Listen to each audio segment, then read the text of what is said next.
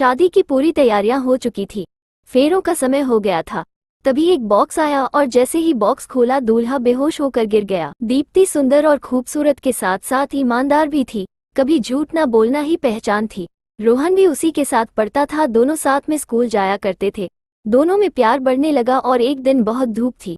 दोनों एक पेड़ के नीचे बैठकर थोड़ा आराम कर रहे थे। तभी रोहन ने प्यार का इजहार कर दिया।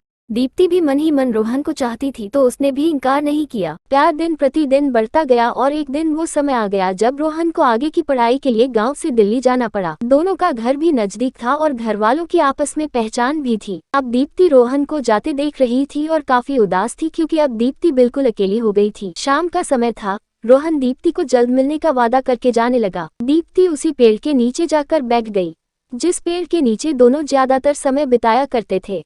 वहीं जाकर दीप्ति रोहन की जाती हुई ट्रेन को देख रही थी। मन इतना दुखी था कि मन कर रहा था अभी जोर जोर से चिल्लाकर रो दूं, लेकिन फिर भी खुद को संभाल रही थी। उसके जाने के बाद भी दीप्ति घंटों उसी पेड़ के नीचे बैठी एकास लगाए बैठी थी। उधर रोहन पढ़ाई के साथ एक सुंदर मॉडर्न लड़की से दिल लगा बैठा। गाँव की सीधी सादी लड़की अब उसे कहाँ याद आती। इधर दीप्ति हर बात से अनजान हमेशा उसी पेड़ के नीचे पुरानी यादों में रोहन का इंतजार कर रही थी। कुछ समय बाद रोहन ने अपने घरवालों से शादी की बात भी कर ली और लड़की के घरवाले भी राजी थे तो शादी फिक्स हो गई। फिर रोहन के आने की खबर सुनकर दीप्ति बहुत खुश थी। रोहन आते ही दीप्ति से मिला और उसे शादी का कार्ड देते हुए बोला कि हम पीछे की सब बातें भुलाकर एक अच्छी दोस्ती की शुरुआत करते हैं। मैंने एक लड़की के साथ शादी फिक्स की है और मेरी शादी में तुम जरूर आना क्योंकि तुम मेरी सबसे अच्छी दोस्त हो। दीप्ति का मुंह ऐसे समझो बंद हो गया था। वो कुछ भी बोल नहीं पा रही थी, चुपचाप देखती रही। रोहन चला गया और दीप्ति वही घुटनों पे बैठ गई। अब उसके आंसू भी निकल नहीं पा रहे थे। दीप्ति पूरी टूट गई जो खुद को संभाल भी नहीं पा रही थी। फिर शादी का दिन भी आ गया। रोहन की नजरें भी दीप्ति को ढूंढ रही थी।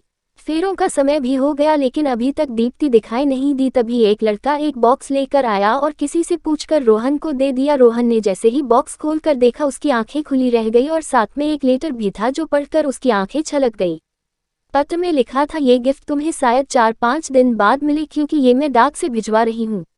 इसमें तुम्हारा दिल है जो तुमने मुझे दिया था। उस समय मैं तुम्हें ये दिल लौटा नहीं पाया इसलिए गिफ्ट करके भिजवा रही हूँ। अगर मैं तुम्हारा दिल वापस नहीं करती तो तुम अपनी होने वाली बीवी को क्या देते।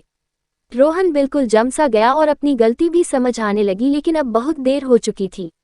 जहां एक तरफ एक डोली उठ रही थी वहीं दूसरी तरफ दीप्ति की शवयात्रा। आपने कभी सच्चा प्यार किया तो जरूर बताएं और वीडियो लाइक करना ना भूलें।